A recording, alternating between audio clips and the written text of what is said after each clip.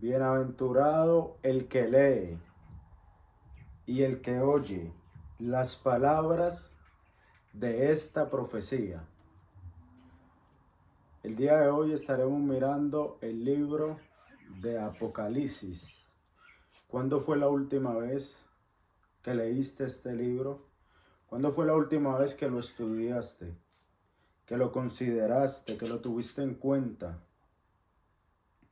La palabra de Dios nos dice: bienaventurado el que lee y los que oyen las palabras de esta profecía y guardan las cosas en ella escritas, porque el tiempo está cerca. Este es el libro que la iglesia tiende a menos estudiar, a menos leer, unos por temor a lo que dice acá, otros porque se les hace un poco difícil de comprender, pero es un libro que deberíamos esforzarnos en comprenderlo, en esforzarnos por leerlo. Aunque vemos cosas difíciles que acontecen en este libro, vemos que esa es la voluntad de Dios. Eso es lo que le agrada a Dios, aquellas cosas que sucederán. ¿Por qué? Porque es la justicia de Dios. Decir que no nos agrada lo que hay en este libro es decir que no nos agrada la justicia de Dios. Por eso es que tenemos que leerlo, por eso es que tenemos que estudiarlo. Bienaventurados los que leen y oyen las palabras de este libro. Vemos en esta profecía que el Señor le revela esto a Juan. Y dice que el Señor le revela esto a su siervo por medio del ángel de él, de Dios. Es decir que el estar activo en el servicio de Dios, la palabra para siervo significa esclavo. No solamente es siervo, sino esclavo. Es decir, que nosotros somos esclavos de Cristo. El ser siervo, el ser esclavo de Cristo. Cada quien se hace esclavo a lo que le sirve, sea para bien o para mal. Cuando nosotros decidimos servirle al bien, nos estamos haciendo esclavos de Cristo, de su palabra. Y aquí dice que el Señor le reveló esto al siervo de Cristo por medio de un ángel. Es decir, que el servir a Cristo, el ser esclavo de su justicia, de su verdad, hace mover la presencia angelical en nuestra vida. La palabra dice que cuando el Señor Jesús superó la tentación, dice que ángeles venían y le servían. Es decir, que el someternos a Dios, el someternos a su palabra, a su voluntad, hace que la presencia de Dios se mueva en nuestra vida. Y nos dice la palabra que se la reveló a su siervo, a su esclavo, quien ha dado testimonio de su palabra. A eso nos llamó Dios, a dar el testimonio. Por eso vemos que Dios tenía una relación tan íntima con Juan. Por eso vemos que el Señor decide revelarle estas cosas a Juan y entre otras cosas a sus apóstoles, porque eran hombres que vivían una relación con Dios. Eran hombres que vivían comprometidos 100% con el ministerio que Dios había puesto en su mano. Entonces nos estamos preguntando por qué Dios no nos habla, por qué Dios no nos revela, porque no nos estamos comprometiendo 100% en la obra del Señor. El Señor le dice a Zacarías: levántate y sal al campo porque te hablaré. ¿A qué se salía al campo? A trabajar. Es decir, que si quieres que Dios te hable, ponte a trabajar en su obra. Ponte a ejercer ese ministerio que Dios te ha dado. Hoy quiero hablar de Apocalipsis capítulo número 2. El mensaje que el Señor le da a la iglesia de Efesios. Pero no sin antes tocar algunos puntos que hay en este capítulo anterior, el capítulo 1, que me llaman la atención, como lo que acabo de tocar, entre otras cosas. La palabra de Dios nos dice que Él es el alfa y el omega. El alfa y el omega. El alfa es la primera letra del abecedario en griego y omega es la última. Él es el primero y el último. Entonces yo te pregunto, ¿es Él el primero y el último en tu vida? ¿Es Él la primera y la última opción en tu vida? ¿O simplemente es la última opción? Él tiene que ser la primera y la última opción en tu vida. Es decir, que Él es el principio y el fin de tu vida, de tus deseos, de tus anhelos. Tiene que estar Él al principio y al fin de todo lo que haces. Amén. Dice que este día Juan estaba en el Espíritu. Es decir que para recibir esta revelación de Dios, para ser gente que recibe palabra de Dios, es necesario vivir una vida en el Espíritu. El Señor dice que Él vino buscando adoradores en espíritu y en verdad. Adoradores no es cantar una alabanza. Hoy en día se cree que ser adorador es cantar simplemente una alabanza. Y cualquiera puede cantar una alabanza, incluso un impío puede cantarle una alabanza al Señor. Y hay muchos, pero no cualquiera es capaz de ser un adorador. ¿Qué es un adorador? Hay adoradores que no cantan una canción. Hay adoradores que no cantan alabanzas, porque la adoración se describe con nuestras obras, con nuestra manera de vivir. Cuando el Señor llega donde la samaritana que le dice, porque tales adoradores busca a Dios que le adoren en el Espíritu y en verdad. Lo primero que Él hace, la primera acción que toma es que le amonesta su pecado. ¿Por qué? Porque un adorador no puede tener pecado. Es decir, que si usted canta en la iglesia, que si usted le da alabanzas al Señor, pero usted vive una vida apartada de la voluntad de Dios, si usted vive una vida en pecado, el Señor no se está agradando de lo que sale de su boca. Usted no es un adorador, usted es un cantante más con un talento más en este mundo, pero no es un adorador. El Señor lo primero que hace es que le amonesta su pecado. 5 maridos has tenido y el que tienes ahora tampoco es tu marido.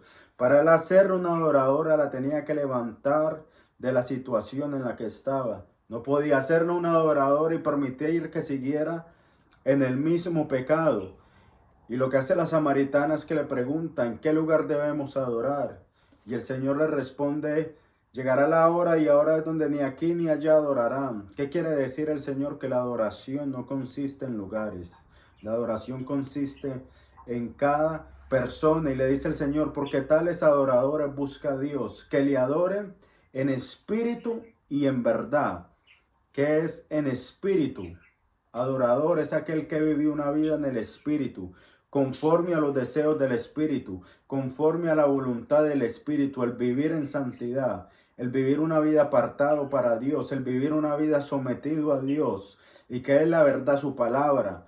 Es decir, que el del adorador que si agrada a Dios no es del que canta una alabanza, sino de aquel que adora a Dios viviendo una vida en el espíritu, viviendo una vida en la verdad que es su palabra.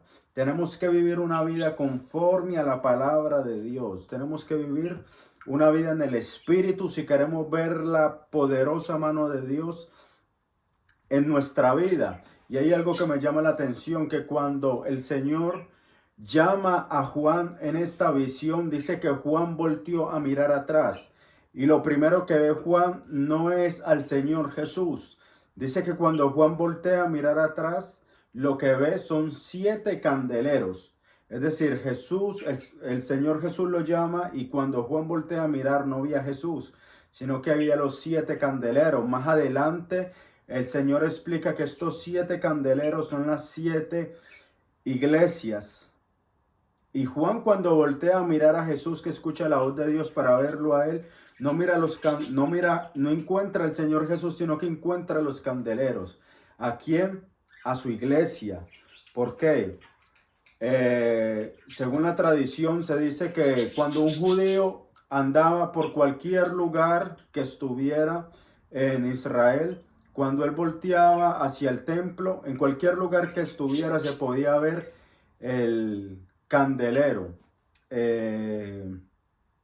sin importar el lugar que estuviera.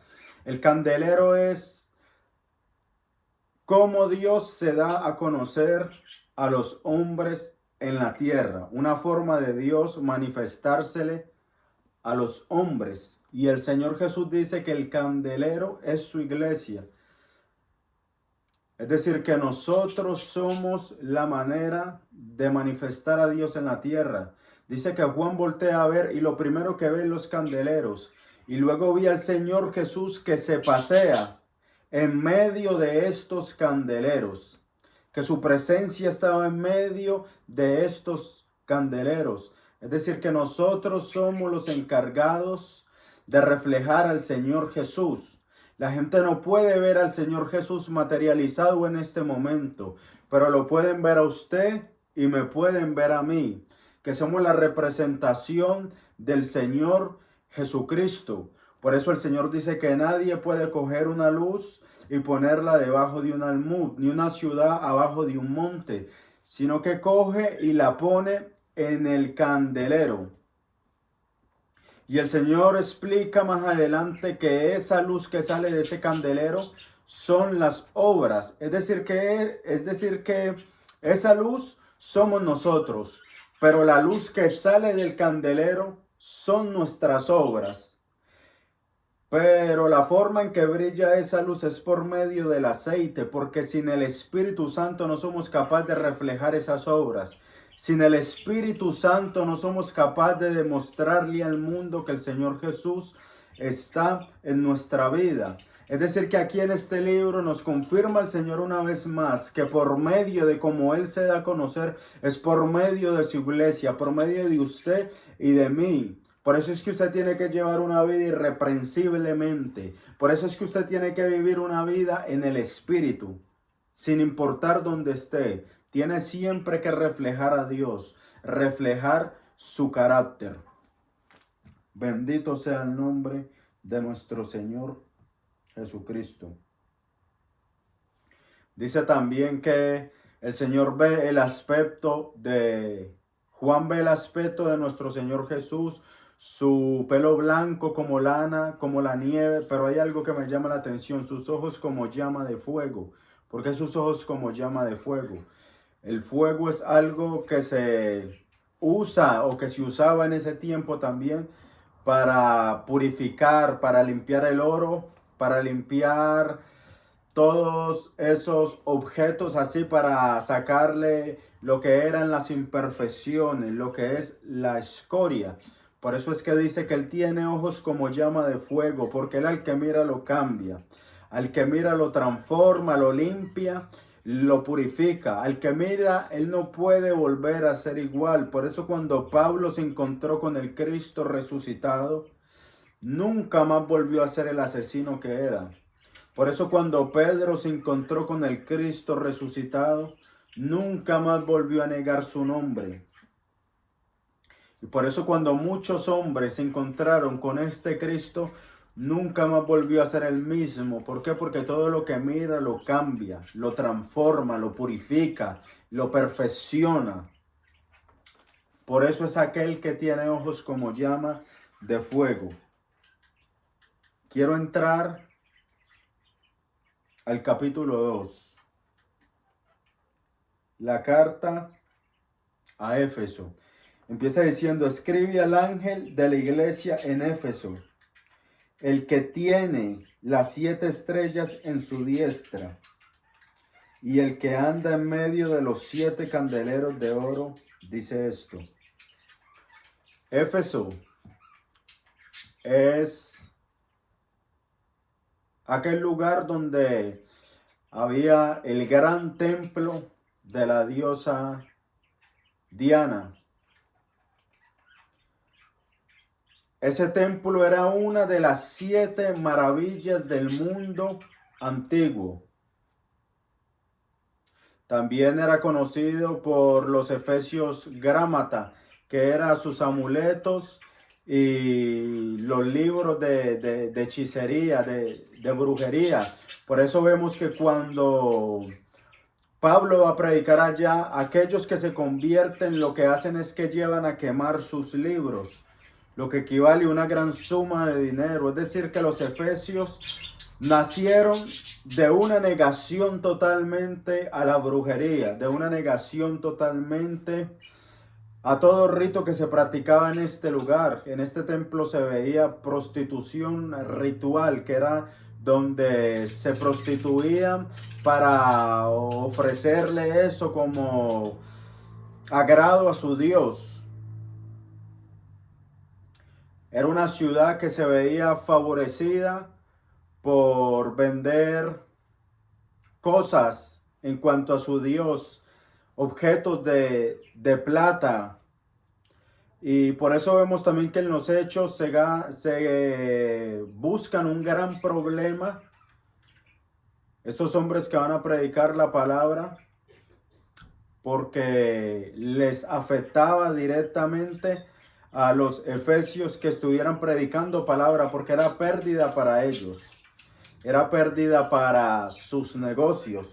Entonces vemos que Éfeso se encontraba en esta condición y dice: escribe al ángel de la iglesia en Éfeso, el que tiene las 7 estrellas en su diestra. La palabra para tener lo que significa viene en un contexto de poder, el que tiene en su poder, el que tiene las 7 estrellas en su diestra. El que anda en medio de los 7 candeleros de oro, dice esto. El Señor aquí se revela como aquel que anda en medio de los 7 candeleros. Sabemos que ahí estaba el templo de la diosa Diana. El Señor se le da a conocer a los de Éfesos como aquel que no está limitado a un templo, como aquel que no está limitado a unas 4 paredes, sino que es aquel que se pasea por en medio de su iglesia, es aquel que vigila de cerca su iglesia. Y dice: yo conozco tus obras. Esta palabra para conocer indica intimidad, conocer íntimamente. Por eso vemos estas mismas palabras cuando dice que un hombre conoció a una mujer, es decir, que se llegaron íntimamente. Es esta misma palabra, es decir, que el Señor dice: yo conozco tus obras íntimamente. Aunque usted no se preocupe por conocer al Señor, aunque usted no se preocupe por agradarle a Él, por vivir una vida a su palabra, Él conoce sus obras íntimamente. Dice: yo conozco tus obras y tu arduo trabajo. Esta palabra para arduo lo que indica es trabajar de una manera que genera agotamiento físico. Es decir, que esta iglesia trabajaba de una manera demasiado fuerte, y eso es un espejo para cómo tenemos que trabajar nosotros en Cristo, que tenemos que entregarle todo a Él. Tenemos que entregarle nuestro tiempo, tenemos que entregarle todo lo que hay en nosotros, todo lo que hay en nuestra vida. Tenemos que trabajar arduamente por su obra. Tenemos que desgastarnos en su obra, desgastar nuestras fuerzas en Él. Por eso el apóstol Pablo dice: ya no vivo yo, mas Cristo vive en mí. Yo tenía una deuda impagable, no tenía cómo pagarla. Cristo vino y murió por mí. Tomó mi lugar. Esa deuda que yo no tenía cómo pagarla, Cristo vino y la pagó. Es decir que como yo lo que merecía es la muerte, y Él vino a pagar mi deuda por mí, y Él vino a pagar esa deuda por mí, ya la vida que yo tengo no me la debo a mí mismo, sino que se la debo a Él en agradecimiento. Toda la vida que yo tengo se la tengo que entregar a Él. Yo ya no puedo vivir para mí mismo. Para mí el vivir es Cristo. Es decir, que todo lo que yo haga tiene que ser para agradar a Cristo. Y aquí vemos que esta iglesia estaba trabajando arduamente, estaba desgastándose físicamente por la obra de Dios. Dice: yo conozco tus obras y tu arduo trabajo y paciencia. Esta palabra para paciencia es trabajar, pero resistir en medio de la opresión. Resistir en medio de la opresión, porque los seguidores en Éfeso tenían que aguantar la presión de aquellos que adoraban a la diosa Diana. Sabemos que los efesios estaban recibiendo grandes pérdidas por aquellas personas que se convertían. Estaban perdiendo pérdidas en aquellos que venían a comprar amuletos que se estaban convirtiendo. Aquellos que venían a comprar sus objetos de plata. Aquellos que iban a participar en sus rituales de prostitución en el templo. Era una pérdida, y los efesios que eran creyentes en Cristo estaban soportando, estaban demostrando su paciencia en Cristo aún en medio de la opresión. Y esto es un llamado para todo aquel que esté pasando por la opresión. Vemos que en algunos países como Irán, como África, persiguen a nuestros hermanos por creer en Cristo. Esto es un llamado a nosotros, que tenemos la oportunidad de promover el Evangelio libremente, de andar en el Evangelio libremente. No es tiempo de llorar porque un hermano me hizo la guerra, porque el pastor me miró mal, porque el hermanito no me quiere. Hay hermanos dando su vida por el Evangelio. Es decir, que eso no es motivo para apartarnos de Dios, para alejarnos de Él. Dice: yo conozco tus obras y tu arduo trabajo y paciencia, y que no puedes soportar a los malos, y que has probado a los que se dicen ser apóstoles, y no lo son, y los has hallado mentirosos. Y has sufrido, y has tenido paciencia, y has trabajado arduamente por amor de mi nombre, y no has desmayado. Los efesios tenían que bregar con que todo lo que venía de Roma tenía que llegar a Éfeso. Y habían personas que llegaban con nuevas filosofías. Habían personas, falsos maestros, que venían con nuevas herejías. Es decir, que los creyentes que habrían en Éfeso se habían vuelto unos expertos en la doctrina. Se habían vuelto prácticamente unos espías en el Evangelio, para pillar a todo aquel que no anduviera conforme a la verdad de Cristo, a todo aquel que no trajera esta doctrina. Estaban trabajando arduamente porque tenían una gran labor, ya que todo aquello que venía de Roma tenía que llegar ahí, tenía que pasar por ahí. Era un lugar turístico, entonces venían muchas personas de muchos lados. Entonces eran algo en que ellos tenían que estar pendientes las 24/7. Se habían vuelto unos expertos en la doctrina. Esto es un llamado porque tenemos que ser expertos en lo que profesamos. Tenemos que ser expertos en lo que creemos. No podemos quedarnos toda la vida como niños. No podemos quedarnos toda la vida con el mismo conocimiento. Tenemos que avanzar en el conocimiento. Tenemos que crecer en Dios. Tenemos que crecer en aquella doctrina que creemos. Tenemos que hacerle la contra a aquellos que vienen con doctrinas que no van de acuerdo a la verdad de Cristo. Tenemos que oponernos a ellos con todas nuestras fuerzas. Dice: pero tengo contra ti que has dejado tu primer amor. Es decir, que todo lo que los de Éfeso habían hecho, que es un gran trabajo, el Señor no les está diciendo que su arduo trabajo, que su gran paciencia en medio de su opresión había estado mal. El Señor lo que les está diciendo es que dejaron apagar su primer amor.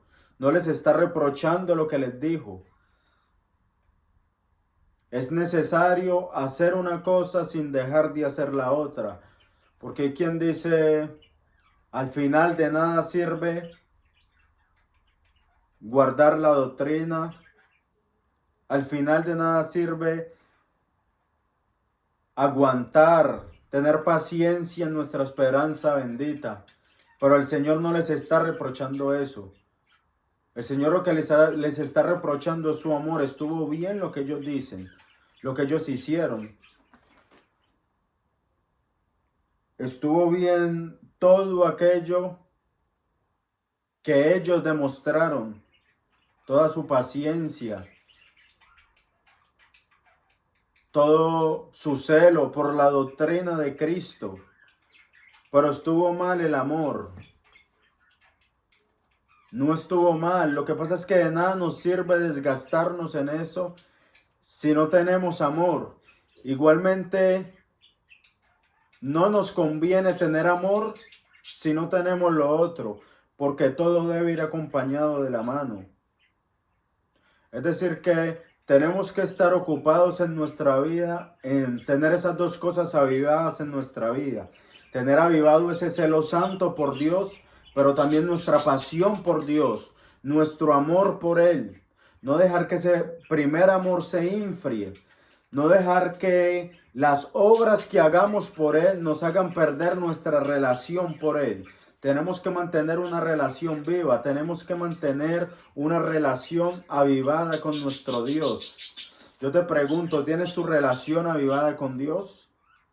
¿Tienes celo por la doctrina de Cristo?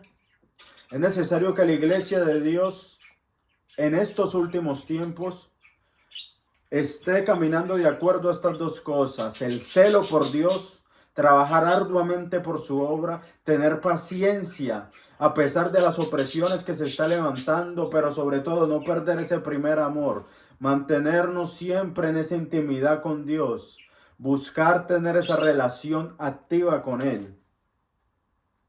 Dice, pero tengo contra ti que has dejado tu primer amor. Recuerda, recordar es una palabra clave. El hijo pródigo recordó la casa de su padre. Recuerda, por tanto, de dónde has caído, porque todo el que pierde su primer amor cae, sin importar lo que esté haciendo. A Dios no le importa lo que estés haciendo si has perdido tu primer amor. Dice, y arrepiéntete. La palabra para arrepiéntete es metanoia, que lo que significa es cambio de camino. Lo que significa es cambio profundo de corazón. No, metanoia significa cambio profundo de corazón. Y convertirse es devolverse de camino. Pero para yo convertirme, primero tengo que hacer metanoia, que es cambio profundo de corazón. Porque hasta que yo no haga un cambio profundo en mi corazón, no voy a ser capaz de devolverme de aquel camino por donde voy. Entonces Dios invita, arrepiéntete, es decir, haz un cambio profundo de corazón. ¿Y qué es convertirse? Yo voy caminando por este camino, me doy cuenta que estoy mal y me devuelvo. Dar vuelta es lo que significa convertirse. Entonces tenemos que hacer la obra completa. Un mejor ejemplo es lo que le dice el Señor. Paraos en los caminos. Paraos. Miren por dónde están andando. Miren cómo están en sus caminos. Si están andando por el camino correcto, si están andando por el camino equivocado. Paraos en los caminos y preguntad por la senda antigua. Si se está dando cuenta que no está caminando en el camino equivocado, en el camino verdadero, si se da cuenta que ha perdido ese primer amor, si se da cuenta que no está viviendo una vida conforme a su palabra, si ese celo santo hacia las cosas de Dios no está activo, preguntad por la senda antigua. Párese en sus caminos, deje el afán, deje los afanes de esta vida, pare todo por un momento, paraos en los caminos, revísese, escudriñe cómo está andando, cómo está caminando Y si usted se da cuenta que no está caminando como es, pregunte por la senda antigua, metanoia, cambio profundo de mente y de corazón. Y conviértase, devuélvase del camino. Entonces el Señor le dice, recuerda por tanto de dónde has caído y arrepiéntete. Y haz las primeras obras de cuando nos convertimos. Ese enamoramiento que teníamos hacia Dios. Dice, y haz las primeras obras, pues si no, vendré pronto a ti y quitaré tu candelero de su lugar, si no te hubieres arrepentido. El Señor vendrá y quitará el candelero de su lugar si no te hubieres arrepentido, si no hubieres hecho tu cambio profundo de mente y de corazón. Tienes que revisarte para que el Señor no quite ese candelero, para que no te pase como aquellas vírgenes insensatas que por no tener aceite su lámpara dejó de alumbrar, se les apagó la lámpara. Si no quieres que tu candelero sea quitado de su lugar, si no quieres dejar de brillar en la luz de Cristo, échale aceite a tu lámpara por medio del Espíritu Santo de Dios. Sumérgete en Él, sumérgete en tu presencia, búscale más, preocúpate por mantener activa esa relación con Él, pero no dejes que tu candelero se apague, no dejes que el Señor quite el candelero de su lugar, de tu iglesia, de tu casa, de tu vida, de tu ministerio. Dice, pues si no, quitaré tu candelero de su lugar, si no te hubieres arrepentido. Pero tienes esto, que aborreces las obras de los nicolaitas, las cuales yo también aborrezco, los nicolaitas. Aquellos que querían hacer ver como que lo que Dios había dicho no estaba mal. Aquellos que creían que tenían un nivel superior. Nicolaitas significa en el original, pero traducido al español lo que significa es victoria sobre el pueblo. El Señor habla a los nicolaitas, que significa victoria sobre el pueblo. Aquellos que se creen que tienen un conocimiento superior, y de esto hay mucho nuevo en esta época. Han salido maestros conforme a sus propias concupiscencias, inflados por sus deseos carnales, por sus deseos mundanos, que no quisieron renunciar a sus deseos en el mundo y quisieron traerlos acá al evangelio. Maestros que dicen que la fornicación ya no es nada, que el adulterio ya no es nada, que yo puedo estar con cualquier mujer y no pasa nada. Y esto era lo que estaban hablando estos hombres en esta época. Los nicolaitas, aquellos que creían que habían alcanzado un nivel superior. Aquellos que creían que si participaban en los rituales no pasaba nada. Que si ellos estaban con otras mujeres no pasaba nada, porque según ellos el espíritu ya estaba redimido y la materia era lo único que se contaminaba. Al fin y al cabo de cuentas el espíritu ya había sido libre, entonces la materia no se contaminaba. La materia, usted podía estar con una mujer y no pasaba nada porque su materia era la que se contaminaba y su espíritu ya estaba libre. Para poder hacer el bien había que conocer profundamente el mal. Eso es lo que el Señor denuncia acá. Entonces, estos hombres habían traído muchas cosas que el Señor había negado a decir que se podían hacer, simplemente porque habían sido salvos y su materia no había problema con hacer estas cosas porque el Espíritu era lo que Dios ya había salvado. Entonces vemos que Dios Dios aborrecía a estos hombres. Es decir, que Dios aborrece a todo aquel que quiera meterlo del mundo a la iglesia. Estos hombres querían meter todo esto, todas estas costumbres paganas, todas estas cosas que estaban en este territorio, querían meterlo dentro de su iglesia. ¿Por qué? Porque no querían renunciar a aquello que se hacía en este lugar, aquellas cosas paganas, aquellas cosas que lo único que satisfacen es la carne, aquellas cosas que traen muerte. Entonces, para no negarse a ello, inventaron una nueva doctrina donde no pasaba nada con meter todo de eso a la iglesia. Entonces, no quieran meter lo del mundo a la iglesia, al cuerpo de Cristo. No quieran meter las modas, no quieran meter aquello que el diablo hace parecer como que no pasa nada, como inocente. No conforme su mente a este siglo, sino renuévese por medio de su entendimiento. Amén, dice. Pero tienes esto, que aborrece las obras de los nicolaítas, las cuales yo también aborrezco. El que tiene oído, oiga lo que el Espíritu dice a las iglesias. Al que venciere, le daré a comer del árbol de la vida, el cual está en el medio del paraíso de Dios. El Señor dice: al que venciere, le daré a comer del árbol de la vida, el cual está en el medio del paraíso de Dios.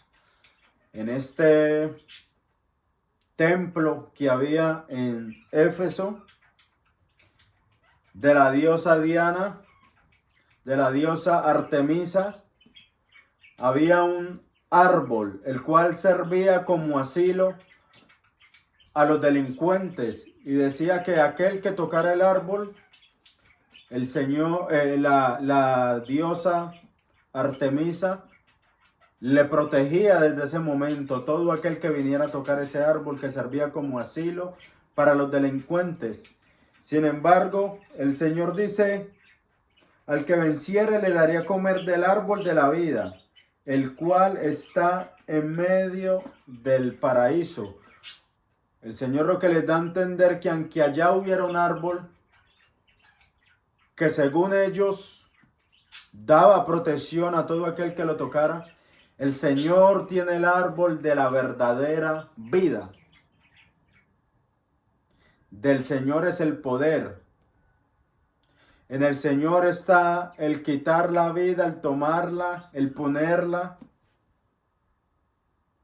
Entonces el Señor lo que les da a entender es que en Él está el poder de la verdadera vida.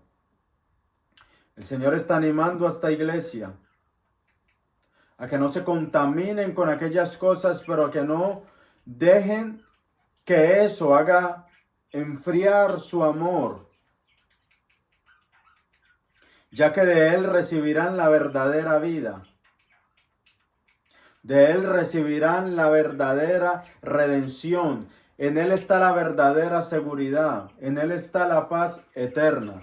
Entonces eso es lo que el Señor nos quiere decir en esta primera parte del capítulo 2 de Apocalipsis.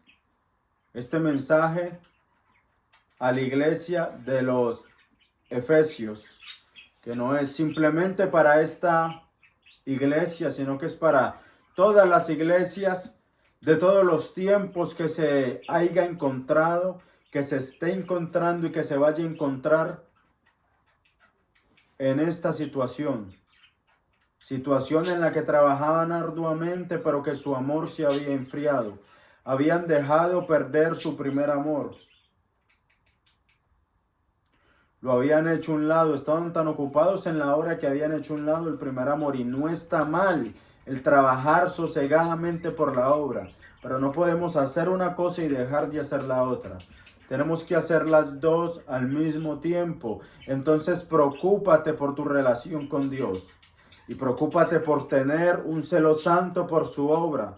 Preocúpate por trabajar arduamente en Él, en tu ministerio, sin perder esa relación de pacto con Él.